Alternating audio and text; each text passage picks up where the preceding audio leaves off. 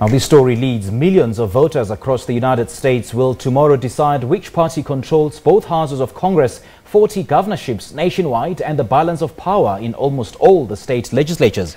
All 435 seats in the House of Representatives seats are on the ballot, with 35 Senate seats in play. Republicans and Democrats alike have brought out their heavy hitters to make the closing arguments in a race seen as reshaping the direction of a country that could either embolden the presidency of Donald Trump or provide a firm check on his agenda.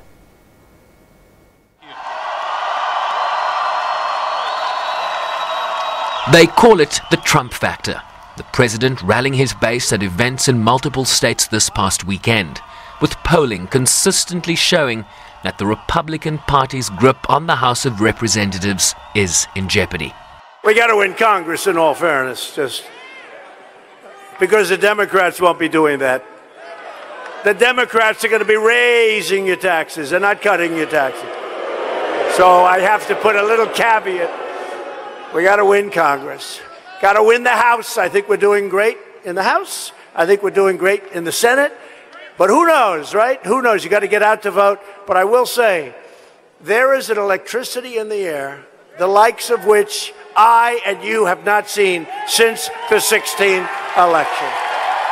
By rallying his base, the president has managed to slow Democratic momentum, particularly in states they must win to have any hopes of taking back the Senate. I believe Trump has more star power. I believe a lot more people take him seriously because of all the policies he had and all the promises he's kept. And Obama's out there taking credit for the economy and things he clearly had nothing to do with. You know, Trump is the president of the United States. He cares about us. He cares about Georgia. He cares about everyone in the United States. He's the person that we needed, and that's the person we voted for. And hopefully we'll have him again for 4 more years after this term.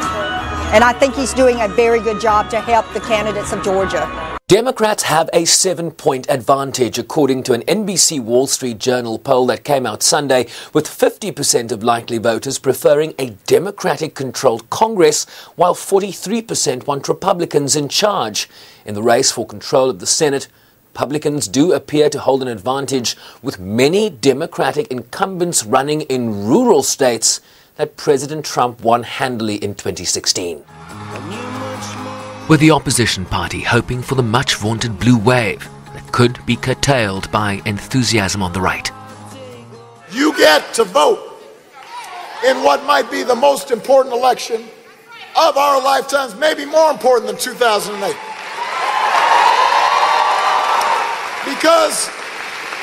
Because America's at a crossroads right now. There is a contest of ideas going on right now about who we are and what kind of country we are going to be. Health care for millions is on the ballot. A fair shake for working families is on the ballot. And most importantly, the character of our nation is on the ballot. Democrats hoping their supporters recognize the importance of this vote. Well, of course it matters. You have to participate in a democracy. That's part of the process. Where I happen to live, it's overridingly Democratic, so it won't matter that much. But if you live in a place where there is a contention, obviously people need to get out and they need to vote. What's happening in this country is it's a national nightmare.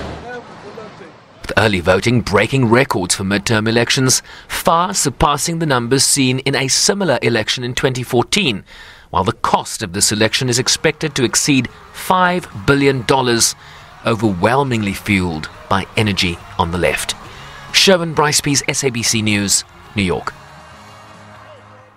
And for the latest on the US midterm elections, our US correspondent Kate Fisher joins us now from Washington. A very good evening to you, Kate. Thank you so much for joining us. What's the significance of tomorrow's vote, and why does it matter so much? It's hugely significant. You can tell by just seeing that report. The biggest political hitters in the US are giving it their all in these final few hours before polling starts. You've got Donald Trump attending 3 rallies just today in 3 different states, Indiana, Ohio and Missouri. You heard President Barack Obama, former President Obama, also taking to the campaign trail, campaigning so hard he seems to have lost his voice during all of this. Why is it so important? Because the next 2 years of Donald Trump's presidency will be dictated by what happens tomorrow here in the US. If his Republican Party managed to keep control of both houses of Congress, therefore the Senate and the House of Representatives, then he will be able to carry on doing just about what he likes as president. He will be emboldened. He will think that his policies and his manner of leadership are successful and have been validated by the general public, and he will feel emboldened to continue to behave and govern in that way. If, however, he loses one or indeed both houses of Congress, if it turns Democrat in the House, or less likely if you listen to the polls in the Senate, then he will lose. It will be personally effective to him. This is a man who likes to be praised and feel adoration, so I think it will damage him somewhat. But also he will be not able to continue to do the things he wants to do in government because he won't have control of both lawmaking houses here in Washington. And that will potentially lead to some kind of gridlock in the legislative process. Also potentially, if the Democrats take control of the House of Representatives, it is within their power to instigate impeachment proceedings against the president if they felt there was evidence from all of these scandals that surround him to do so. No prizes for guessing the Kate, as to how much of an impact or how big of a knock it will have on his presidency. I mean, if earlier polls are anything to go by, suggesting that Democrats will have a full control of the House of Representatives, while on the other hand the Republicans will have a full control of the Senate. From what you've observed, how has that played out in the last few hours? Yeah, well, the most recent polls, as you say, do give that scenario, and they all seem to be coming to the same conclusion on this. There doesn't seem to be much differential between those polls, so many people think that that is what is going to happen. Of course, we relied on polls significantly during the 2016 presidential election when Donald Trump was elected president, and all those polls suggested that Hillary Clinton would win that. So there are many people here who are very wary about putting all of their trust in these polls. However, as I say, yes, just about every single poll at the moment does suggest that the Democrats will take control of the House of Representatives, and that is really significant. It will be a blow to President Trump personally. He has told his voters, the people of the United States, to use this election as a kind of referendum on his presidency. He's made it very personal. He's made it about him, and if he loses any part of it, he will feel personally affronted, I think, and that will mean as well that perhaps he starts to reshuffle some of the people, some of the advisors closest to him, which will again create some upheaval in the White House and in the stages of government. Also, if the Democrats take that House of Representatives, they are able to put much more of a check on the power of the president and the Republican Party. They can stop legislation from getting any further through its passage through Congress. They can start to introduce a legislation of their own that they want to see.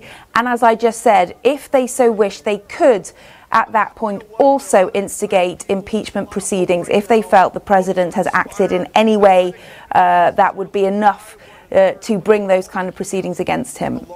I haven't heard President Trump talking about the performance of the economy and, of course, the stock market economy as a selling point for this election, something that he did early on in his presidency. Should we read into that? Why is this the case? Yeah, it's really interesting that the economy is actually doing very well in the US, and it has done since President Trump came to power. The Democrats would say that is because of what President Barack Obama did, but of course Trump is taking all the credit for it. However, as you say, he hasn't been on the stump at these rallies really talking about the economy, which you would expect given the fact it's doing well and people are generally feeling they have more disposable money in their pockets. The reason behind that is he's been concentrating on the topic of immigration, and his rhetoric on this has been really aggressive. You have heard about this caravan of migrants coming from Central America, Guatemala, El Salvador and Honduras. These people are walking from those Central American countries through Mexico to try to reach the Southern American border. The reason is they want to gain access to the US, and President Trump has been using them as an example to his voters that if they don't re-elect Republicans, then these migrants will be allowed into the country, and he's been painting them as dangerous people coming to take jobs and commit crimes, and really riling up his base to make people very scared, almost suggesting it's some kind of invasion, when in reality these people are still at least 1,000 miles away from the border, and they are travelling on foot. They're certainly not about to breach the southern border. Many of them will stay in Mexico, and also this is not a new phenomenon. People from Central American countries who are fleeing violence and hunger make this journey regularly, but the president is really focusing in on immigration and kind of ignoring the economy because he feels that is the one topic that will really get his base riled up. It will really motivate them to get to the polls, and that's what he desperately needs. He needs everybody that voted for him in 2016 to come out again, and he needs more people to do so as well. And he believes that by talking about immigration, it will scare Republicans enough into voting for him, and that is his kind of his big strategy, if you like, for this election. Kate, as you said, this is a turning point for the US elections, and is actually very key as a referendum for President Donald Trump's presidency. And tomorrow is the big day, and we'll certainly be in touch with you tomorrow and in later days to give us more updates on this. Thank you so much for joining us. That was Kate Fisher, our US correspondent, speaking to us live from Washington.